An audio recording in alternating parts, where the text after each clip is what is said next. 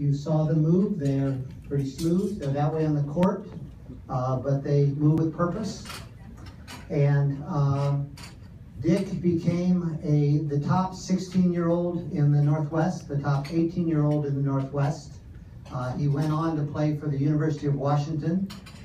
He was the first Husky to become All-American at the University of Washington. Is in the University of Washington Hall of Fame. One of Dick's early fame for Dick, he played a match in New York. He was 19 years old. This was chronicled in Sports Illustrated. He played a fellow named Mike Springelmeyer. The match lasted for over 5 hours.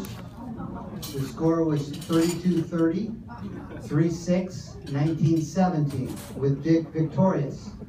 And that for many years was the longest match played in a tournament.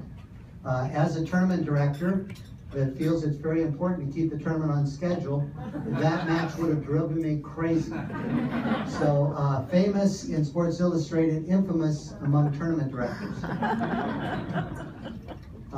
Dick played the Pro Tour, played in the US Open, played at Wimbledon. In the United States for 6 years, he was in the top 60 in the United States rankings. Highest ranking was 32. In doubles, he played with another local Hall of Famer, Tom Gorman. They reached a ranking of 11th in the world.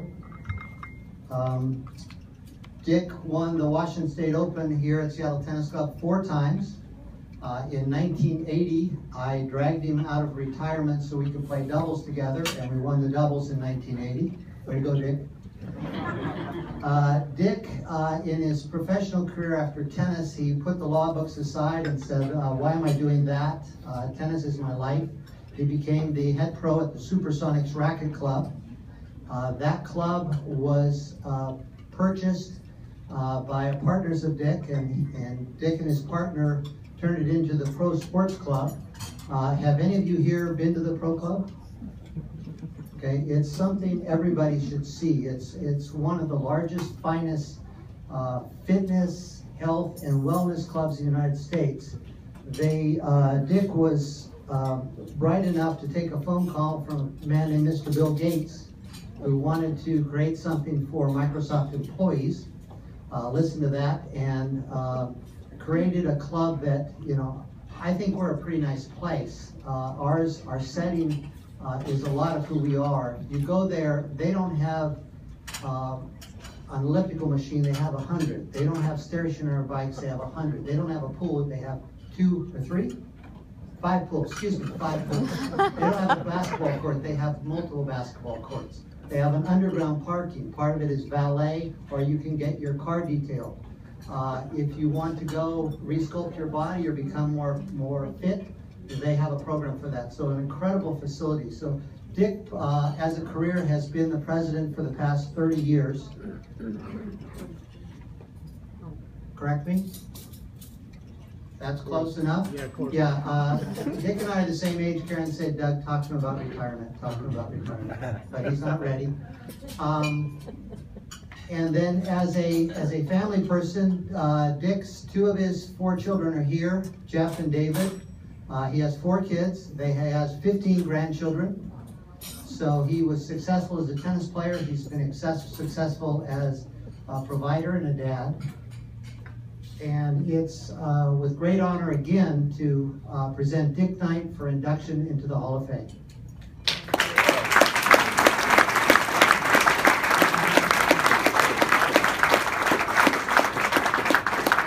Just a couple of words. Don Beer, I played on the tennis team with Dick and was lucky enough to play doubles with him a little bit. And just add a few things I did during the official encyclopedia of tennis here. And Doug has already pointed out that Dick had one of the longest matches in history. He's in the record book with Springelmeyer, 32-30, 4-6, 1917. Shortly around that time, Gonzalez played Passerelle in a match that went overnight, and Gonzalez lost the first 2 sets, and that was 5 games more than Dick's match. That match was 22-24, 1-6, 16-14. I think that's when they stopped. I can't remember. 6-3, 11-9. Gonzalez beating Passerelle, about half his age. But in any event, that's Dick. Now, some other things.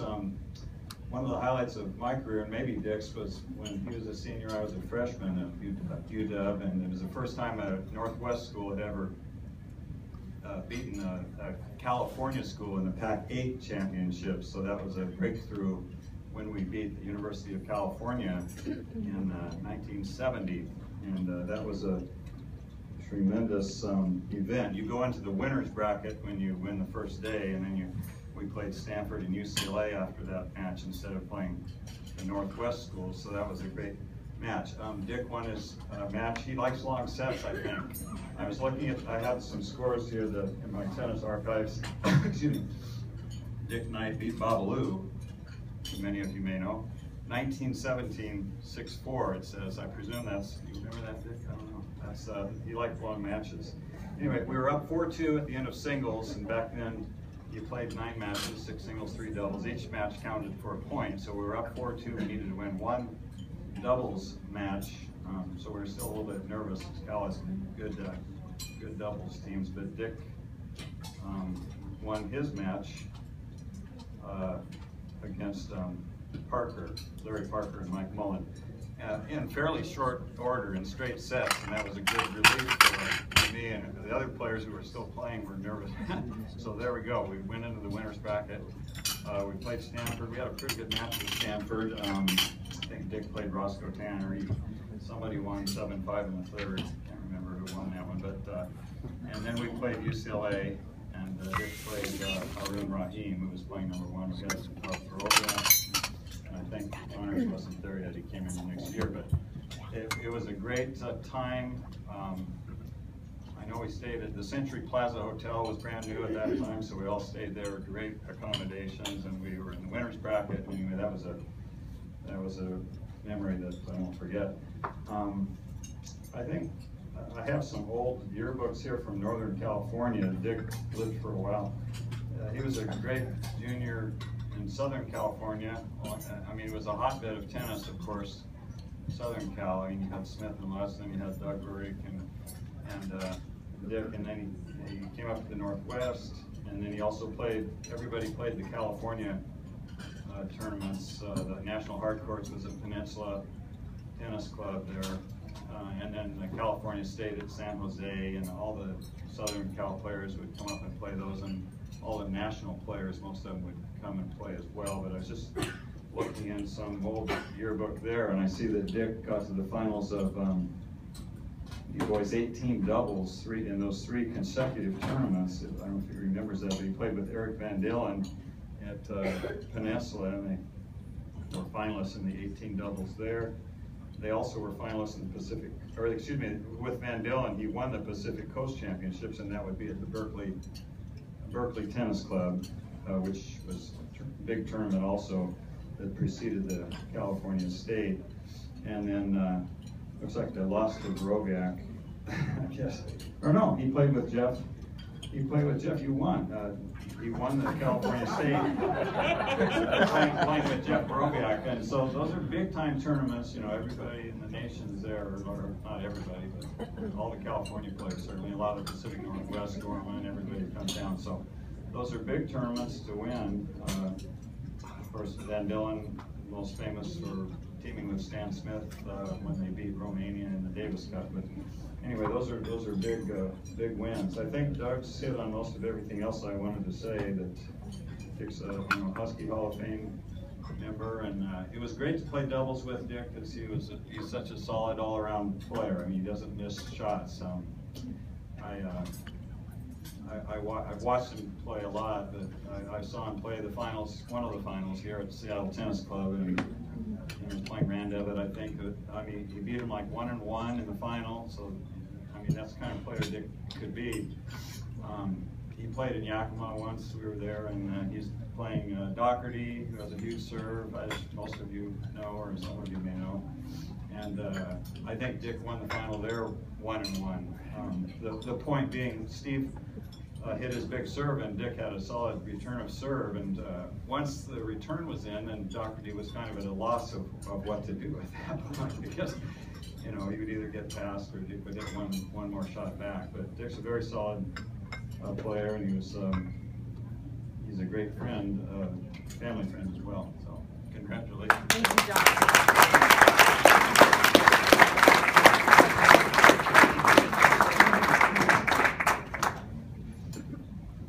Thank you, Joe, Don, and Doug, longtime friends and precious people in my life. I'd just like to actually give almost 50 years of thanks to all the volunteers and people who have made the Pacific Northwest Association a success. It's come a long ways in the area of developing recreational play and growing this incredible game. It's really so dear to all of us. I still am able to play. I don't get out on the courts in competition because I just couldn't stand to lose now. We've got some pretty good 40-ish people at the pro club. They're all college players who like me to play doubles and stuff, and I'm just really grateful to get out there. I will tell you that I weighed 210 pounds before that long match back in 1977. Never been able to quite make that up. But just briefly, you know, memories. Tennis is not about the results so much, as we actually are saying about all the programs that are being run now. But to me, it's about the stories and the people that are part of the journey of a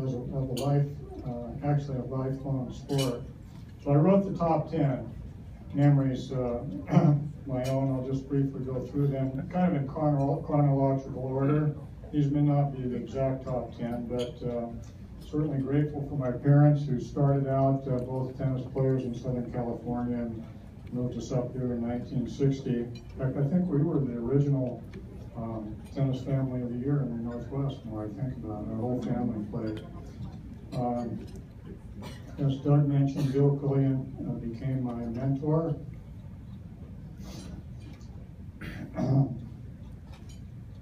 About age 14 here at the Seattle Tennis Club. And Carol and I we had the fortunate experience to go through the 125-year celebration. I got to, for the first time, sit down and look through all of Bill's scrapbooks that went back, you know, in those days, the Seattle Times and everybody picked up every story all around the country, even the tournaments that weren't the huge tournaments. And so I got to see every detail of all the players that he played, that I knew their names, but, you know, you didn't read about all those results until I got into that. But they finally had an interview with him in one article where he still could have been at the top of his game, but came back to settle down more in Seattle, and he said, well, what are you going to do now? You're going to keep playing tennis? He said, no, I'm ready to wind down my tennis. But what I really want to do is, excuse me, what I really want to do is help some young kids come along and have the chance to play at you know, Forest Hills and Wimbledon, and I was a recipient of that effort. Grateful, Righty Eden and Haller Peterson, some of you knew them. The STC support, big memories on my list. I was the only, number 4, I was the only 16-year-old traveling around the country on my own that received boxes of chocolate chip cookies from my girlfriend, who's now my wife, like in St. Louis and Springfield, Ohio, and these places. Doug and all the people were really jealous when we were traveling in those days. I played doubles with Jeff Verdieck. I was 18 and he was 17.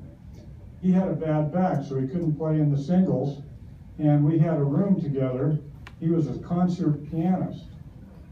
And plus he had insomnia, so he wouldn't go to sleep. He'd go out and wander around the streets of these cities and find a church and go in and play the organ all night. Then he would show up, climb into bed for 2 hours in the morning, and after the singles, we'd go out and play the doubles match.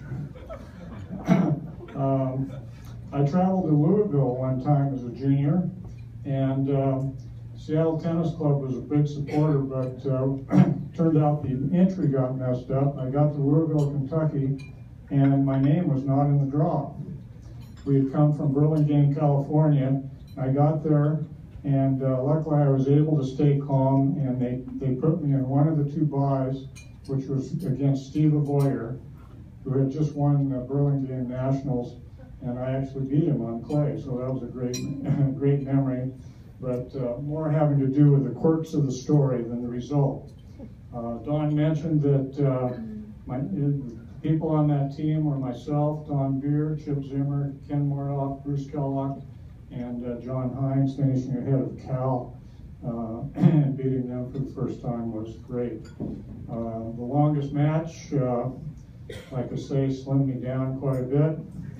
And then number 9 in my first professional tournament in 1970, I can tell you I went down to the Pacific Southwest Open in Los Angeles, and Don Beer was with me. We stayed at his friend's house up in Pasadena, and there were 5 rounds of qualifying to get into the tournament. And I actually beat some people that were ranked ahead of me in the United States, but I had 5 rounds of qualifying, and I got into the tournament to draw none other than Rod Laver. So I woke up on Sunday morning, and it was the financial section of the LA Times, the magazine section, where the picture of Rod Laver with dollar signs all over. He just won the 2nd Grand Slam a few months before that, and so there I was heading out to play Rod Laver on the center court at the Los Angeles Tennis Club, and luckily my grandmother took a picture of the scoreboard. But that isn't the end of the story of that particular tournament, because I got into the doubles because Tom Gorman didn't have a partner at that point, and he had been traveling around, was already an international star, but he didn't happen to have a partner lined up for that tournament, so got into the doubles with him, and lo and behold, we kept winning. And I was actually enrolled in law school at Eugene, was due for orientation. I kept flying back and forth from Eugene to Los Angeles to keep playing the doubles. We finally ended up in the semifinals with playing Stan Smith and Bob Lutz on center court at the LA Tennis Club. So we ended up losing that match 7-5, 7-5, but that isn't, like I say, the results aren't what is important, it's the memories of the story. So maybe one of the more memorable events, had it been on TV especially. So at some point during the first set of the match, towards the later part of the first set, Bob Lutz hits one of his patented angle drop shot volleys off the backhand side. Tom, as some of you may know, is extremely quick on the court. He decides to run for the ball.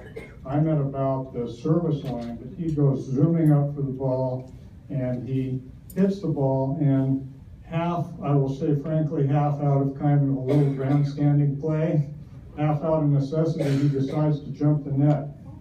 He jumps the net, but he misses. His toe catches the net, and he goes flying over the net to the other side of the court. And I'm looking down at Tom, down on the ground, holding his wrist because he jammed his wrist on the courts. And then I'm looking up and I see Stan Smith holding his head like this, and there's blood dripping down on the court.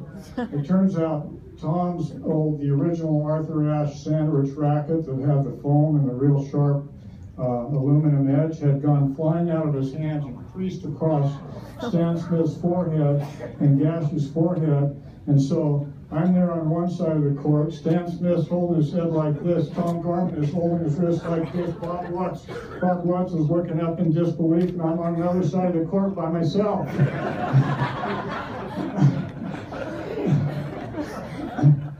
Tom tells me that it was either Bob or Stan, didn't speak to him for quite a long time after that, but I guess they got over it. So those are some of the great memories. Number 10 on my list was playing doubles with Whitney Reed in the California State Championships in Northern California. We were playing Sandy Mayer and Chico Hagee, who are from Stanford. And Whitney was actually a half hour late for the match. But anyway, we started playing, and we, after the third set, which we had won 2 out of 3 sets, Whitney went up to shake hands. Only trouble was it was a 3 out of 5 set match. He didn't know that it was 3 out of 5 sets. So he was a character, but I've had the privilege of having some of these experiences over the years, and it really is the memories and the people and all the service that people in the U.S. Tennis Association have helped make that possible. So thank you so much for that, and thank you for including me and letting me eke my way into the Hall of Fame with a lot of the great international stars like Pat Belworth and others that have come from our section. So thank you very much.